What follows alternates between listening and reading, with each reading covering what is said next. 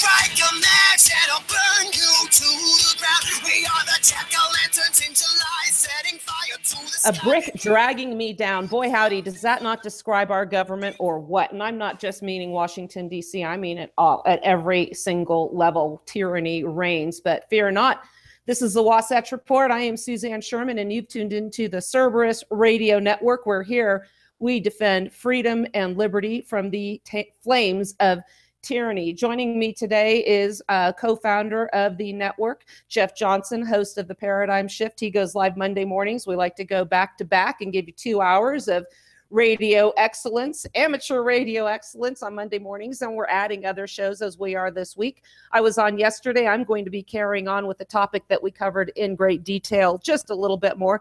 I want to welcome those of you that have shown up early, ready to tune in on Radio Co. That means a lot, knowing that you guys are taking time out of your day to listen to what we have to say. I say often that time is a commodity that once it is spent, you will never, ever get it back. You can either use it wisely or you can waste it. And the fact that you have chosen to use it listening to me is very humbling. I consider it an honor that you're here. So thank you very much to those of you that are out there listening right now.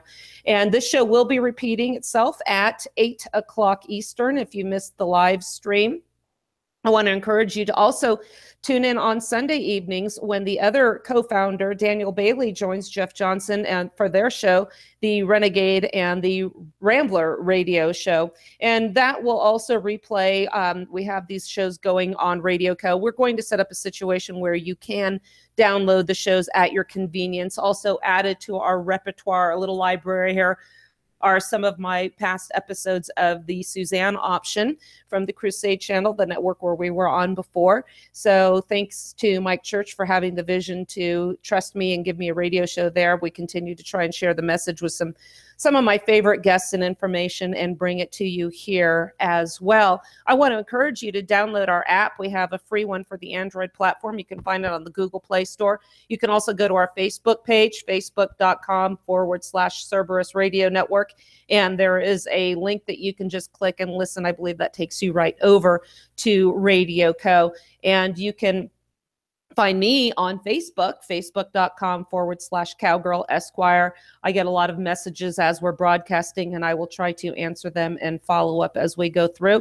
You can join and call in if you have questions, comments, concerns, 717-467-1736. While you're also tuning in on our app, keep an eye out for Mike Meharry from the 10th Amendment Center. We have his podcasts also in our library, as well as his podcast, Shift Gold with Peter Schiff. As I've said before, investing in gold might not be for everybody, but it is certainly one way to hedge your bets for is a pending economic disaster. So, Jeff, tomorrow is Thanksgiving. What are your plans, my friend? I'm working. I will be at work. We never rest. So, unfortunately, I will not be able to have dinner with the family. But when I get home, I'm having leftovers, and all the family is going to stick around, and we're having pie and stuff when I get off of work. Well, I think we should give a special shout out for those that do work through the holidays as well. Oftentimes while we have the benefit of sitting home safely with our families, we have people that are in harm's way, patrolling the streets, often in inclement weather, out there in the hospitals. When my second son was born, he was premature. This was an emergency delivery. I was in the hospital New Year's Eve.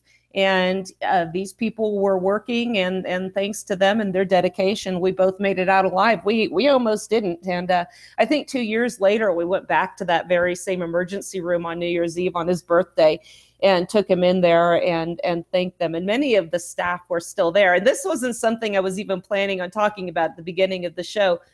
But I think the people that do work when many of us are celebrating deserve that special recognition. So thank you to all of you out there. Yeah, I mean, definitely thank your local firefighters, your EMS personnel, your law enforcement.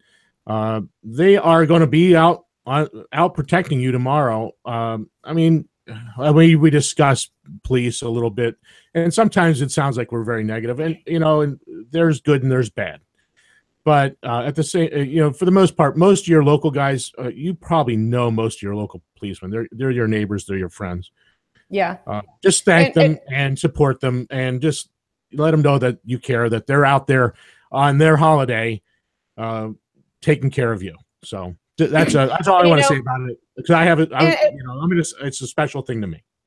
We call balls and strikes. We call out bad behavior no matter who is doing it. But I think we also have been very fair in recognizing the good behavior. If you are in a car accident, you're having a medical emergency there, the police, they step up, they do their jobs. What's very frustrating is the position that the local politicians put them in, where they are faced with the tough dilemma of doing what's right or collecting a paycheck and feeding their family. So a lot of them ignore some of the laws. I think I had a discussion with this before on the show. I knew a member who was a local SWAT in Santa Clara County, and our sons went to Taekwondo together, and he had already informed his superiors that in California, if they ever told him to go out on any kind of a gun confiscation, either flat out refuse or knock on the door and say to me, as he's shaking his head from side to side, indicating, no, you don't have any guns on the premises here, do you? No, sir, I do not. Thank you very much. Have a good day.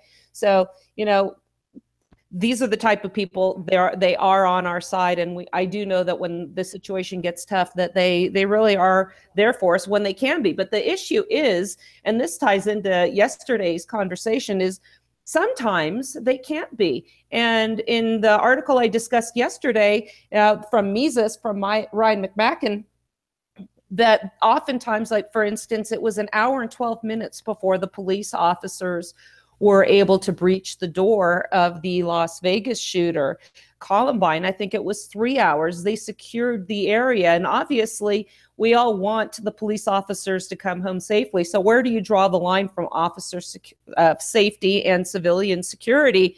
In fact, I had a friend whose husband died in the line of duty. He was shot 7 times. One of the shots went through his vest, got him in the neck. He was the first officer to be killed in San Leandro in California, I think in 44 years. So, we don't want to see that either. So what we have to do is ask, whose responsibility ultimately is it to keep us safe? And ultimately it's ours. And even that is not a guarantee. And what I want to do, I promise I'm not going to turn this into the Mises.org reading hour, but there is a really good article, and I'm going to post this today, that illustrates that after the Vegas shooting and the other incidents we've seen in so many areas, Aurora, Colorado, Las Vegas, the Orlando nightclub, it's time to ask these private establishments to maybe consider taking security seriously themselves. Because what happens is they set you up by having a gun-free zone. Jeff, where do most of these mass shooting incidents occur? Gun-free zones. Yeah. And, one of the things we learn in law school is that if you are the owner of a business and you invite people onto your property so you can make a profit, you owe them the highest duty of care. So it's not just enough to say, hey, watch out, I've got a break in the floor over there. You actually have to make those premises safe. But what we're seeing here now is we have this liberal mentality where they're anti-firearm, and they'll put a no guns allowed sign and display it on the store. This happened at Safeway, where I used to shop in California. This happened in Whole Foods in Park City, and that's a policy from what I hear coming from corporate on both instances. And when I ask them about this, well, we want our customers to be safe. No, you want your anti-gun, the people that are afraid of guns, you want those customers to feel safe, because as we know, statistics clearly prove that gun-free zones are soft targets. The people there are going to be helpless. And even if you ignore the sign, I'm not saying I do or I don't, and that's a dilemma in and of itself, because you either respect private property rights or you don't, or what you have to understand is you're responsible for your own safety, and sometimes you can respectfully disregard these, and no one need know, hence conceal carry. So I want to bring up some of the points that Ryan McMacken makes in this article, and I'm going to post this today so you can read this after the show. But what he says in the wake of the Aurora shooting, and by the way, quick digression, I'm going to put on my tinfoil hat here. Jeff, do you remember what was going on concurrently with the Aurora shooting? No, actually, honestly, I do not. I was driving. This isn't the point, but I was driving. We were on a motorhome trip, and we were going through, I think, southern Utah or Arizona. And when I heard of this, I said, oh, how convenient. Look at the timing on this. The United Nations was meeting to discuss the UN gun treaty. Oh, the Small Arms Treaty. Yes. So how convenient I do vaguely remember that now. Yes. Yeah, to have a mass shooting. And I'm not going to get into all the nitty gritty, but the facts on this shooting absolutely did not line up. The armaments this guy had, the body armor, the equipment did not line up with his income. But I digress a little bit, but keep that in your mind. So we had the Aurora Theater shooting. At that time, Ryan had suggested that private sector establishments might want to be concerned with the safety of their customers. Like I brought up to you earlier, you have to do more than make known any dangers. You have to fix them. In the case of Aurora, this was magnified by, again, this was a gun-free zone. So patrons cannot carry their own firearms of self-defense, of course, unless you ignore these signs. And at the same time, the theater owners weren't bothered with taking even what he says here, the most rudimentary steps against allowing a gunman to carry multiple weapons from his car. And this is where he got in. The theater's back doors. They didn't even try to secure the premises. So if you're going to have these policies and set your customers up to be sitting ducks, at least lock the freaking doors. They can always get out. They have those bars on them. The same thing happened in Orlando. Perpetrator simply walked into a private establishment with a rifle and started shooting.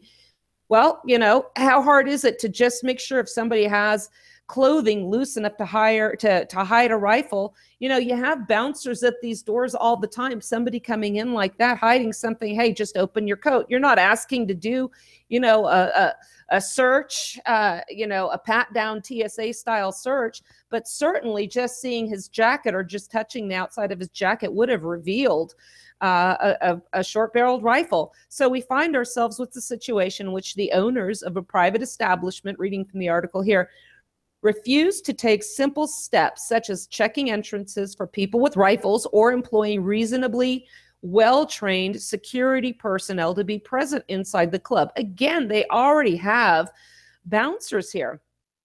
So I don't see how this could have really happened. He wasn't the only one to suggest this, that private establishments such as the Orlando nightclub and the theater might share some responsibility in preventing violence on their own premises. Well, of course, many of the commentators were apoplectic about this proposition. Again, in civil lawsuits, these people are responsible for dangerous conditions on their property. So wouldn't it seem logical to you that if they're going to create a dangerous situation by putting up a sign saying this is a gun-free zone, perhaps they might be responsible for the consequences arising therefrom? Reason Magazine, not surprisingly, has a different point of view. They said that the focus on the worst case scenario is the worst first thinking, and that such thinking promotes constant panic. The word for that isn't prudence, it's paranoia. In other words, what they're saying here is that the owners should simply assume that terrible things aren't going to happen here and proceed accordingly. So if something bad happens, then you just throw your arms up in the air and said, who would have thunk? Well, Jeff, as we know now, since this article was printed, we've had many reasons to would have thunk about these situations. There's a security consultant that was quoted in this article as saying this is a tactic called panic, forget, repeat, and it's not a serious approach to security. And this problem has become apparent again with the Las Vegas shooting.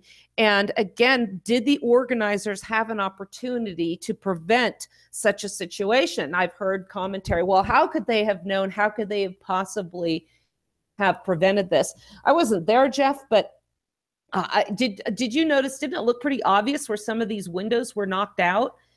And if you see something like that, a window knocked out in a building like that, maybe people need to learn from this experience and increase their situational awareness to to not just those immediately around them, but the surrounding areas. I mean, it's a sad state of affairs that we've come to when we have to think of something like that. But if you think now, it wouldn't have been possible to prevent this, and even citizens being armed would never have been able to return fire. What would the state have done? What would have been done if, say, the president or any other political figure would have been present at this music festival? And this is why I'm bringing this article to our attention, because it presents a theory, it presents a question that people aren't asking. What would you have done different if Presidents Trump, Obama, pick your political oligarch, had been there? You can bet that the security would have looked a lot different. As McMacken says in this article, there would have been well-trained security personnel stationed to keep an eye out for snipers with spotters and good guy snipers all around. Like I said yesterday, there is evil. How do we stop evil? Good guys with guns. The government does it, but they try to stop us from doing this. So their cure-all instead goes to, you want to guess, Jeff? No, go ahead. Tell me. Where's it going? Gun control. Oh, well, of course. I mean, that was the someone runs a truck through a crowd in New York City, and what's the first thing that comes out of Cuomo and Bloomberg's mouth? We need gun control. Assault weapons are the problem. Yes. Seriously? We're not having an honest approach to tackling these problems. Any approaches we have, rather than solving problems, further the leftist agenda. For instance, when we have a terrorist, somebody who commits one of these acts that might be of the Middle Eastern persuasion, clearly the problem is gun control, and we certainly cannot judge all of them by the acts of one. When one imbecile shoots up people in a church, kills 9 people in a church, and they are able to dig up an old picture of him with a Virginia battle flag, we've had a nonstop war on all iconic figures and traditions from the Southern persuasion. So we don't see consistency here in our discussion. So getting back to gun, go ahead. Yeah, Suzanne, I want to, it really is interesting. And I hate to go back to the Swiss because, people are going to get tired of me referencing the Swiss. But until someone out there can give me a better example of federalism, I'm going to keep using the Swiss as an example. If guns are the big problem, why is Switzerland so freaking safe? Every home has an actual assault rifle, a real military-style assault rifle, because they are all in the militia there. They're all part of their defense force. Every household is armed. Why is it the safest country in the world if guns are the issue? Well, guns are not the issue. We have a people problem, not a gun problem. Exactly. And conversely, why is Mexico so violent? Latin America, look at all these places. Africa, I mean, look at all these places. I don't know about the gun laws in Africa. I shouldn't have mentioned that, but Europe, that's what I was thinking.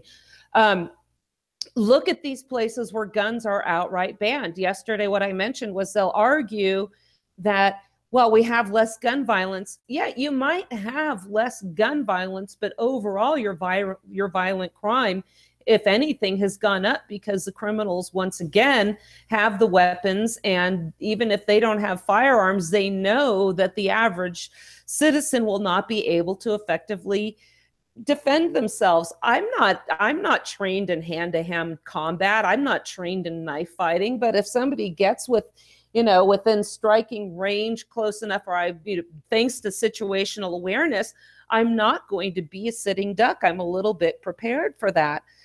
So what he says here, that what we try and do in America as a response by the leftists and that want to disarm us, is to paint America as a very dangerous place.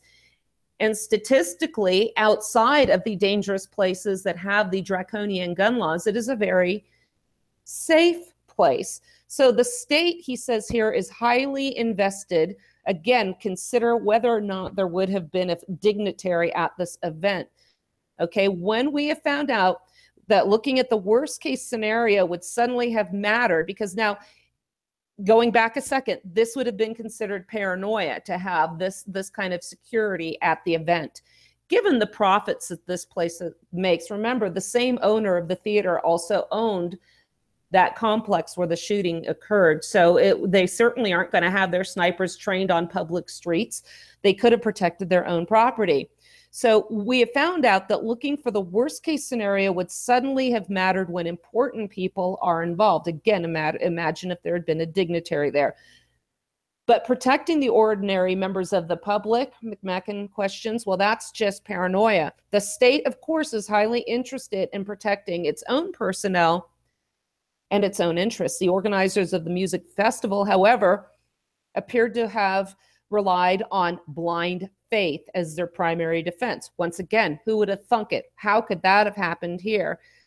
So the importance of competent professional security in this case is also illustrated by the fact that a large number of private individuals armed with sidearms, and this is something I mentioned earlier, would have done little to prevent the situation. Even the festival goers on the ground had been able to quickly spot the source of the gunfire. A handgun would have been of little use. So this is also important, Jeff, where it shows how important it is to have a plan and to have a means of escape, to know what you're going to do in such a situation. Is this paranoia? How long does it take you to really come up with a plan? Think of the time people spend perusing through Facebook posts on, putting up pictures of their dinner or whatever. How long would it take you to take from some of that time and come up with a plan, have an IFAC? We talked about that. Add a tourniquet to that. We've had that discussion as well.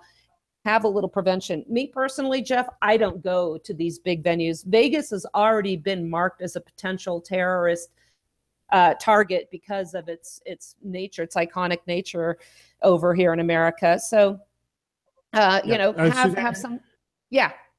Can I just bump in here real quick? One thing, because everyone goes out to dinner. I mean, when you go out to dinner, Suzanne, what do you do when you sit down? What's the first thing you do? I besides look at the menu. My back is not to the exit, and I make sure I know where the exits are. If I'm open carrying, I will also sit in a position where I'm not close enough for anybody to reach my gun. I'll also try and position myself so that my firearm isn't plainly visible. But again, have a plan, know where the exits are. Is that what you're getting to? Yeah. You and I are trained, and we understand looking at situations. When I go out to dinner, the first thing I do is I sit down. I always sit where my back is. I don't sit in a corner. You don't want to corner yourself. That's one other thing I always want people to think about. If they're gonna put you in a corner, ask to sit at a different table. You put yourself in a place where you have multiple accesses to get out. In a corner, you're stuck in a corner. You have nowhere to go. You're stuck.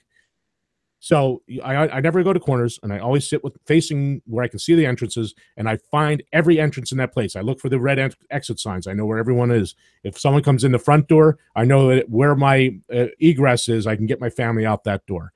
So that's just a little bit of tactical awareness as far as and situational awareness at the same time that we could kind of share with everyone here. And I look at the people too. I look at the people who might be carrying. I sum everybody up as I sit down. I watch the people as they come in. And this is subtle. It doesn't mean that you can't have a conversation, that you're sitting there waiting constantly for the opportunity to have a gunfight. I had one dude in dreadlocks say, "I think you're just out looking for a reason to shoot somebody." I mean, this is just preposterous. This is just a peek into the mind of what idiots these people are.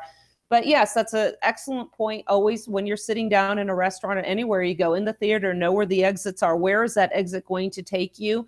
And think, even if there's an exit in the kitchen, if you can see where that place is, because some people won't think to run in the kitchen to escape the area, because you really do want to avoid a gunfight. It's really hard to hit a moving target with your sidearm in that kind of chaos and confusion. Best bet is to get out. So let me return to especially when you have your kids with you, or spouse or something, because you're going to be focused on making sure they're safe too. So I mean, they're very dynamic. Shooting situations are very dynamic, and you have to think ahead of time and be prepared for all the contingencies. So you're not trying to think of them right at that second, because you're not going to be able to think. I have a friend coming on. They've proven in law enforcement that your making ability drops to about 10%. 90% of the time you're going to make a bad decision in a shooting situation because you get what they call tunnel vision. Yes, and that's exactly what Louis told me. Number one rule of a gunfight is don't, if you can avoid it in all costs. So the government, as we know here, is not going to protect us. They will have the snipers set up and amazing invasive security when one of their own important oligarchs is in the area. But shootings in nightclubs and theaters are not matters requiring any kind of a national policy. This is a situation where prevention in these cases requires security guard on the scene, employ competent security to control what goes on inside their own buildings and venues. What we have here instead is a knee-jerk appeal to national policies, and I'm going to get into some of the ones that have been proposed, highlights what happens in the private sector relies on disinterested government to provide security. Now, remember what we said yesterday, the United States Supreme Court has ruled that the police are not obligated to protect its citizens. So as a result, we have a policy that the lives of the police officers receives priority over that of the members of the public. And it also means that the government, going back again to the article, police are protected from any liability should they be AWOL or incompetent when homicidal maniacs unleash themselves on the public. Thus, there's absolutely no reason to expect public sector police agencies to provide security at nightclubs, movie theaters, or public events. Nor is there any reason to sit back and assume that gun control protect us. Again, he mentions the gun control zones, Latin America, Russia, Europe, the areas that we have here. Look at Washington, D.C., look at Chicago. You know, we're up in arms about a shooting when we have just as many people that weekend shot in Chicago, but nobody's even talking about that anymore. So with regards to Aurora, the theater owner was found not liable in that situation, even though they did nothing to provide any security in light of their gun-free zone policy. They claimed the event was unpredictable, unforeseeable, unpreventable, and unstoppable. And this claim now, in light of subsequent events, if not before, is absolute nonsense. Of course, the shooting was preventable. It simply wasn't preventable using the minimal amount of time and efforts the owners were willing to devote to comfort and safety. What were those efforts, Jeff? That involved putting a sticker on the door, not because you knew they would be safer, but because you would feel better about yourself and you could virtue signal that we want our customers to feel safe and to actually, well, not be safe, they'll feel safe. But as we're learning right now, there's a significant difference between feeling safe and being safe. So in the future, as the article wraps up, we continue to label these shootings. Are we going to continue to label these shootings of this nature as unforeseeable? It's true that given the size of the population, I mean, who would have imagined this at the church last week? But what stopped it, Jeff? An armed citizen, right? We didn't see that in California. We had 7 crime scenes and a shooting rampage throughout a neighborhood. The response of some people to this revelation that we really need to plan ahead and businesses need to take some sort of responsibility. We have a revelation will be to indulge in declarations of it's a crying shame, or, you know, thoughts and prayers go out. Well, thanks a lot. How about we do something that is going to actually help the people at the scenes? And we live in a world where not everyone drives a posted speed limit either. If they did, we wouldn't have to worry about our children as much as that when they play outside. Many of the things that happen thanks to an unwillingness to plan ahead. And as long as we continue to declare things like mass shootings on private property as unforeseeable and unstoppable, generally not worth the effort needed to prevent them, we're just going to be left relying on the same government agencies who are under no obligation to protect the citizens from anything. So do we see where we're going with this? The government wants to, first of all, disarm us. Second of all, it wants to have gun-free zones without proper security. And then the third tier is to say, and guess what? The police aren't obligated to protect you either. So what are our options? Well, you can avoid these crowded areas, events. You can avoid gun-free zones. You can ignore the signs that says this is a gun-free zone, but that still sets you up with the problem that you're in an area that that criminals will gravitate towards because they know it's a soft targets. So what are we left with, Jeff? Well, what we talked about earlier. Have a plan, no escape routes. Be prepared to counter a lethal threat should the need be. So if you can't escape, that's why the training is so important. And what we're seeing now in light of these shootings is 21 gun controls, a new law involving 21 more attacks on our gun rights, and we're going to get to that after the break. So when we get back, we're going to talk about that, and then I'm also going to debunk a myth about Thanksgiving. We have been taught lies about that as well. So this is the Cerberus Radio Network, the Wasatch Report. We'll get back to you after the break.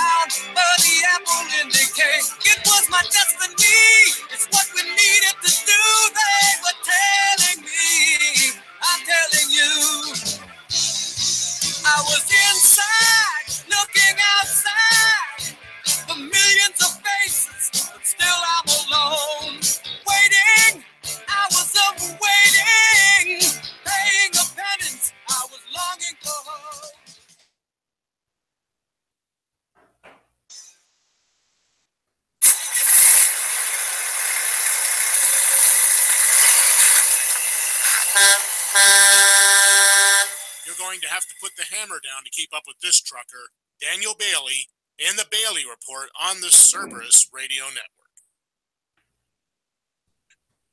For the last time, I'm pretty sure what's killing the crops is this Brondo stuff. The Brondo's got what plants crave. It's got electrolytes. So wait a minute. What you're saying is that you want us to put water on the crops? Yes. Water? Like out the toilet? Well, I mean, it doesn't have to be out of the toilet, but yeah, that's the idea. But Brondo's got what plants crave. It's got electrolytes. Okay, look. The plants aren't growing, so I'm pretty sure that the Brondo's not working. Now, I'm no botanist, but I do know that if you put water on plants, they grow. Oh, well, I've never seen no plants grow out of no toilet. Hey, that's good. You sure you ain't the smartest guy in the world? Yeah. Okay, look, you want to solve this problem. I want to get my pardon, so why don't we just try it, okay? And not worry about what plants crave. Brondo's got what plants crave. Yeah, it's got electrolytes. What are electrolytes? Do you even know? It's what they use to make Brondo. Yeah, but why did they use them to make Brondo? Because Brondo's got electrolytes.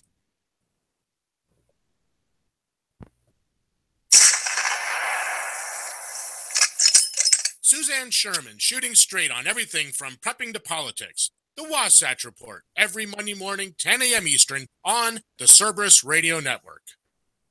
Cerberus Radio Network, protecting liberty and freedom from the flames of tyranny.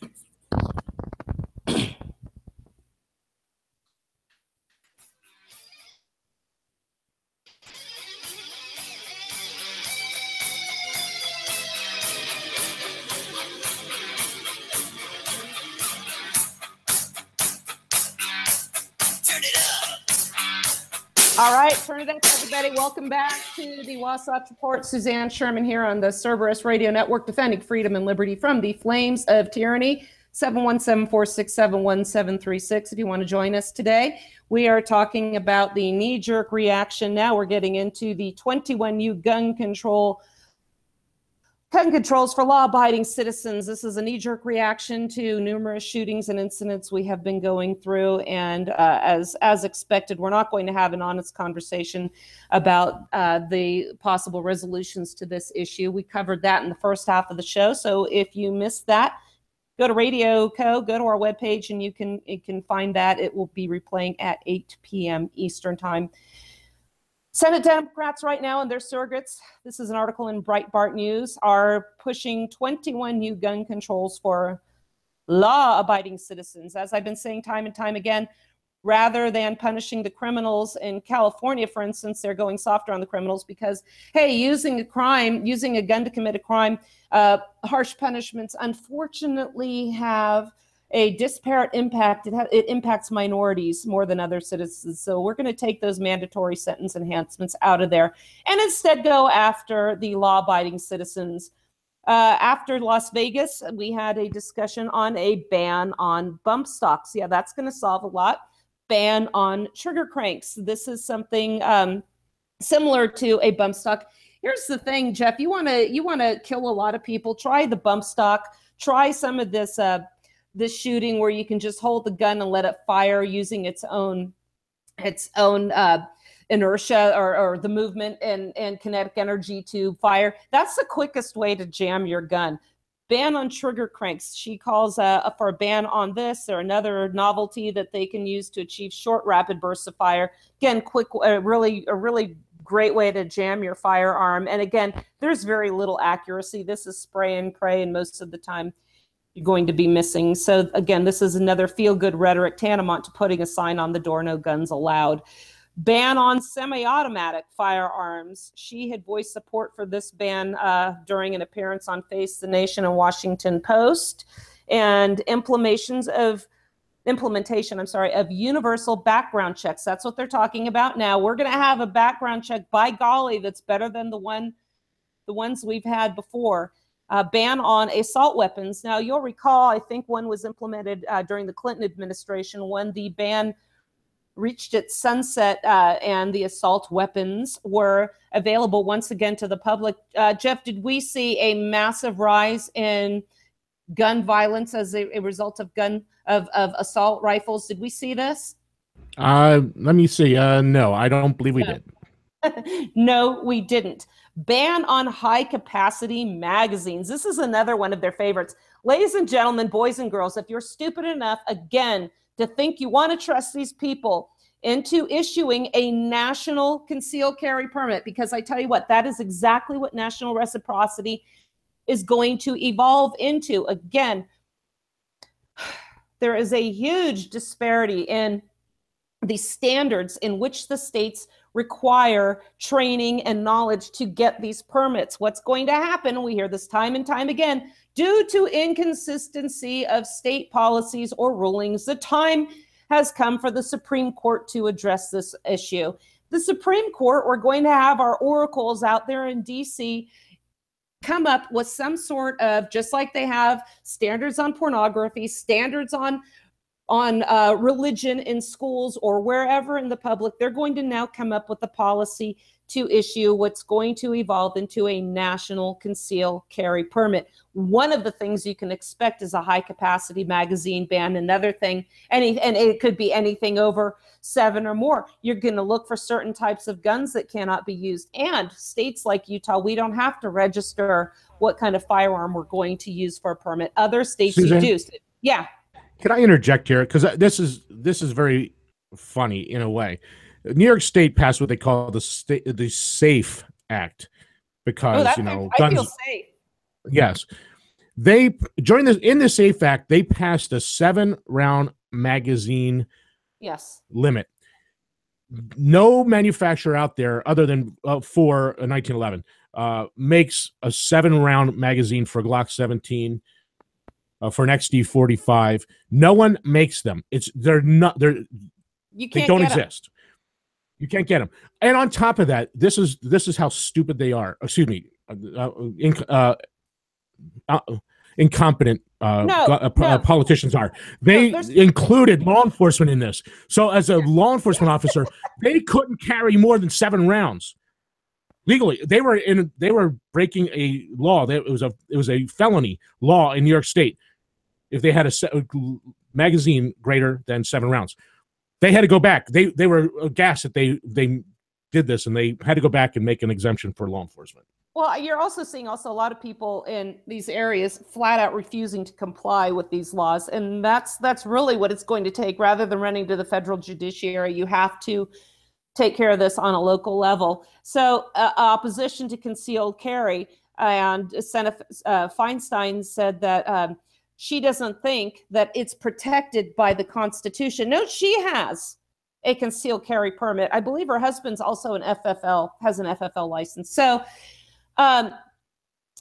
She says it's not protected by the Constitution. Remember, our rights are not protected by the Second Amendment when it comes to firearms. It is a prohibition from the general government from them regulating on firearms at all. It is merely a reaffirmation that this right was not, or this power, was never granted to them, was never delegated to them in the state by the states to the general government, because it simply isn't listed in Article 1, Section 8. She also opposes national reciprocity, not for principles of federalism, because what she says, in my opinion, that bill is terrible. Do we want every American to feel comfortable packing a concealed weapon around the country? Damn right we do. Moving on. So this is the kind of thing, the 21st gun control being pushed, I'm not going to go through every single one, is also a regulation on the so-called ghost guns. And these are the types of firearms that you can manufacture at home and require a significant amount of know-how. Oh, also, Jeff, they want to ban muzzle loaders. Do you have any reason why they want to ban muzzle loaders? It mystifies me. Well, I have a 50 cal. That must be it. It's a 50 cal muzzle loader. That must be the reason. Well, they don't like such a big bullet. They don't like that 50, because 50 calibers are banned in California, and they're talking about a national, pardon my French, ban on 50 caliber ammo and firearms. So, this is what they're looking at. And again, why we go to the national government to solve these problems is merely a reflection on the fact that we worship government. We worship government. That is our national church. Look at my article that the 10th Amendment Center published last week. And this is a reiteration that we turn to them for our safety and our security rather than relying on ourselves. And we have been conditioned to this. We have been conditioned by the education system, by the lies that they teach us, that again, the government, the national government is omnipotent, and they are the sources. They are the sources of our solution when they're really the sources of our problem.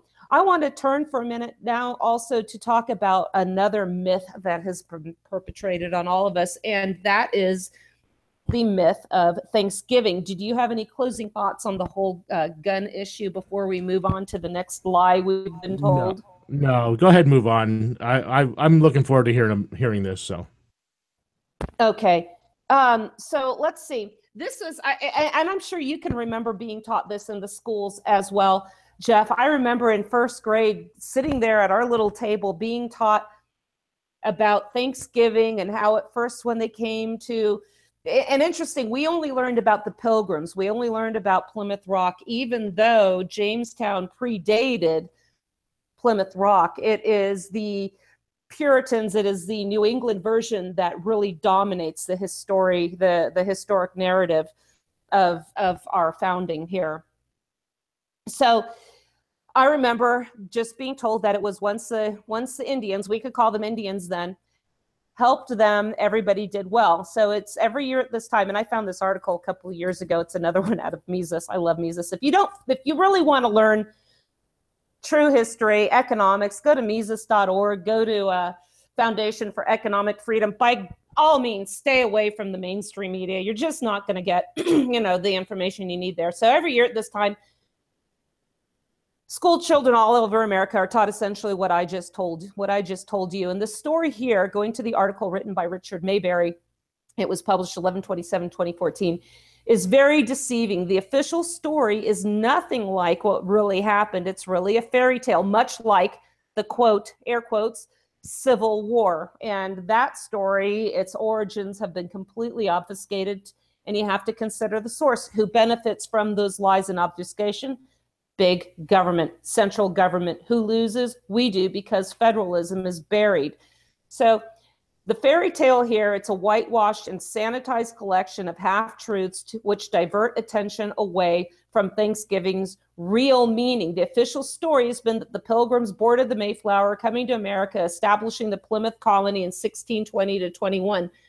The first winter is hard, and half the colonists die. But the survivors are hardworking and tenacious, and they learn new farming techniques from the Indians. The harvest of 1621 is bountiful. The Pilgrims hold a celebration Give thanks to God. I'm thinking these days they take the give thanks to God out of the lesson in school and are grateful for the wonderful, abundant land he has given them. So the official story here then has the Pilgrims living more or less happily ever after, each year repeating the first Thanksgiving. Other early colonies also have hard times at first, but they soon prosper and adopt the annual tradition of giving thanks for this prosperous new land called America. But here's the problem with the story. The harvest of 1621 was not bountiful, nor were the colonists hardworking or tenacious. 1621 was a famine year, and many of the colonists were lazy thieves. The governor of the colony, his name was William Bradford, and he wrote down what happened there. It's called History of the Plymouth Plantation. He reported that the colonists went hungry for years because they refused to work in the field. They preferred instead to steal food. He says the colony was riddled with corruption and with confusion and discontent. The crops were small because much was stolen both by night and day before it became scarce, eatable. That's a quote from his history there. So the harvest feasts of 1621 and 1622 and the harvest feast all had their hungry bellies filled, he said, but only briefly. The prevailing condition during those years was not the abundance the official story claims, but it was a situation of famine and death. The first Thanksgiving was not so much a celebration as it was the last meal of condemned men. Jeff, this is nothing like what I learned in school. So, but in subsequent years, and this is what we're never taught, in subsequent years, something changes. The harvest of 1623 was different. Suddenly, instead of famine, now God gave them plenty, Bradford wrote, and the face of things was changed to the rejoicing of the hearts of many, for which they blessed God. Thereafter, he wrote, any general want or famine hath not been amongst them since to this day. In fact, in 1624, so much food was produced that the colonists were able to begin exporting corn. So, Jeff, something happened here, and we're not being told what happened, but thank goodness for writers like this guy and for Mises.org. We can come up with the answer because guess what? The trifecta of evil, our politicians, the education system, and the media are never going to tell us this true story. After the poor harvest of 1622, writes Bradford, they began to think how they might raise as much corn as they could and obtain a better crop. They began to question their form of economic organization. This had required that this is how they started, all the profits and benefits that are got by trade, traffic, trucking, working, fishing, or any other means were to be placed in the common stock of the colony. I think you know where I'm going here now. And that all such persons are of this colony are to have their meat, drink, apparel, and all provisions out of the common stock. A person was put into the common stock all he could and take only what he needed. This from each according to his ability, to each according to his need, was an early form of socialism and is why the Pilgrims were starving. This just reeks of Marxism, and it shows from the very beginning, before we even had Marxism, that this philosophy of forced sharing and forced utilization of communal assets is always going to result in starvation. Case in point, Venezuela is in effect, but these idiots in the universities are teaching the millennials that this time we're going to get it right. Let me return to the article and get off my soapbox. Bradford also writes that the young men were not the most able and fit for labor and service, complaining about being forced to spend their time and strength to work for other men's wives and children. Also, quoting him again, the strong or man of parts had no more in division of victuals and clothes than he that was weak. So the young and the strong refused to work, and the total amount of food produced was never adequate. Boy, howdy, that's exactly what we see today. So to rectify this situation in 1623, Bradford abolished socialism. He gave each household a parcel of land and told them that they could keep what they produced or trade it away as they saw fit. In other words, he replaced socialism with a free market. And guess what? That was the end of the famines. Many early groups of colonists set up socialist states, all with the same terrible results. At Jamestown, which was established in 1607, out of every shipload of settlers that arrived, less than half would survive the first 12 months in America. Most of the work was being done only by 1/5 of them, and the other 4/5 choosing to be parasites. Some things will never change. In the winter of 1609 to 1610, called the starving time, the population fell from 500 to 60. Then the Jamestown colony was converted to a free market, and the results were every bit as dramatic as those at Plymouth. Now, Jeff, being a homeschooling parent, I would look for history shows, and there was one on the Jamestown colony that was on Nat Geo, and I watched this with the boys. And do you know what they attributed the failure of the colony to? No, I didn't. I don't think I saw that show. Brackish water. Now, was brackish water a factor? Yeah, of course it could have been. And I don't blame them for mentioning that and focusing on that, but they never once mentioned the economic system that was developed in this society and the losses resulting therefrom. Why do you think that is? Because they want to perpetuate the very same economic system on us today, in light of the fact that throughout time, since these experiments, these failed experiments in the early 17th century, time and time again, these systems have failed, not only resulting in starvation and misery of the subjects of these organizations, never the leaders, by the way, who are always filthy, stinking rich, but misery among the common people. But we continue to want to do it today. Why? Because it doesn't result in a happy society. It doesn't result in a productive society. It results in a controlled society. That's where we're going today. And that's exactly why we need to tell these stories and the truth about what's going on, because this leads to more control. And again, they are opportunistic and will take this control and put it into the areas of our lives where we can no longer defend ourselves. So this article was very enlightening for me, Jeff. Is this something that you'd ever been taught in the schools?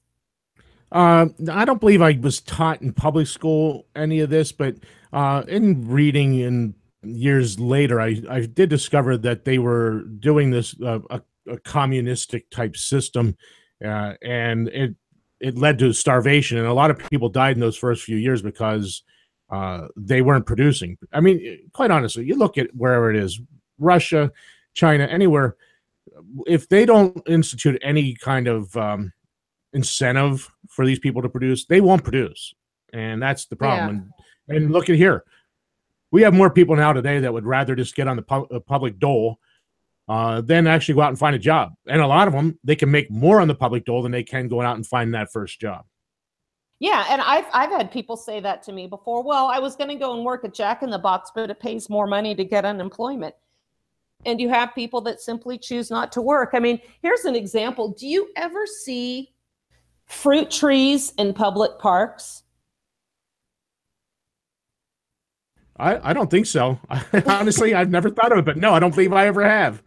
I remember reading a suggestion that that the city should plant fruit trees in their public parks so people can help themselves and get some food. You know, apple trees, orange trees, things that people could just grab and get some sustenance on the go. And my first response to that was, You know what's going to happen is, look at what they said in this article. The food was stolen day and night before it was scarcely edible. As soon as this stuff becomes available to possibly eat, people are going to go out and get the stuff for themselves. Do I have a poor opinion of humanity? I guess I do. But show me in one place where you have any of this working. Now, we know that some cities have community gardens where you can everybody can get together and help with the planting, the weeding, and then they get a certain amount that they can take as contributing members of being productive and getting this food growing. But you don't see this where anybody can just come in and take what they want, because that's exactly what they'll do. They're going to take what they want, not what they need. And why would these people then continue to grow these foods and go to this effort if it's going to be stolen before they can even enjoy the fruits, literally, of their labor in the first place? It just doesn't work. It won't work at the local community level, and it certainly has shown to be an abysmal failure when it comes to national levels. Venezuela, I think, what are they? The animals in the zoos are starving. People are eating their pets. And somehow, there's a shopping center out here in Salt Lake City, and they have a wall that's a big chalkboard, and they have chalk, and people can write just what their thoughts are on there, from, who they love or their preferred method of government. And you know what I see up there constantly? Destroy capitalism, end capitalism. Who in their right mind with a modicum of education could possibly think that ending free markets, which we really don't have anyway, but to not even entertain the idea of a free market economy is a good idea? This is a result. This is part and parcel of the government education system we have right now. It does nothing but foster sheep individuals that think that they are part of a greater collective, that they're always going to have to sacrifice, or other people are going to have to sacrifice what they have so they can benefit. And they want these people that think that the government is almighty, because, Jeff, how else could we have a government that is getting away with using tax dollars to pay off victims of sexual abuse, sexual harassment, to the tune of over $15 million? We don't even know who these people are. We have an Internal Revenue Service who has targeted opposition. Obama wanted his civilian military equal in strength to the American military. Well, guess what? He got it. He militarized the IRS, the police. We have this now. And again, we have members of the IRS, Lois Lerner, asking now to keep her testimony hidden in perpetuity forever, because she feels like her life will be in danger if the truth gets out of what she actually did. This woman should be in leg irons. But what did the government do? They said, well, we investigated her. We investigated them. She took the fifth. We found no wrongdoing. Jeff, we would be in leg irons. We would be in Leavenworth if we tried to do the things that these people do and they are getting away with.